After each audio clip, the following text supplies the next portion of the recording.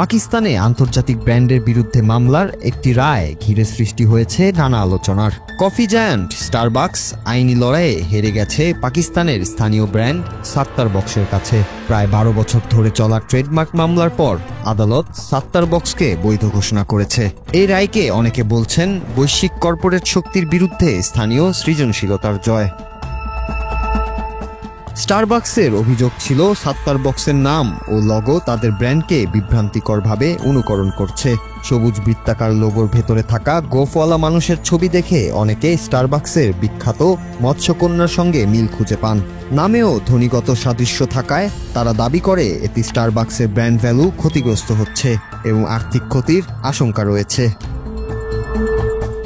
অন্যদিকে সাত্তারবক্সের প্রতিষ্ঠাতারা যুক্তি দেন এটি সরাসরি নকল নয়, বরং এক ধরনের প্যারোডি। তাদের মতে লগোর চরিত্র পাকিস্তানি সংস্কৃতির প্রতীক, যা স্টারবাকসের প্রতীকের সঙ্গে মেলে না। শুধু তাই নয়, তাদের মেনু, ক্যাফের সাজসজ্জা, এমনকি সামগ্রিক পরিবেশও ছিল মৌলিকত্ব।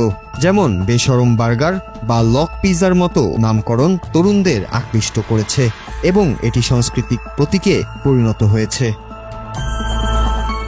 দীর্ঘ আইনি লড়াই শেষ পর্যন্ত আদালত সাত্তারবক্সকে বৈধ ঘোষণা করলেও শর্ত দিয়েছিল লোগোতে কিছুটা পরিবর্তন আনার।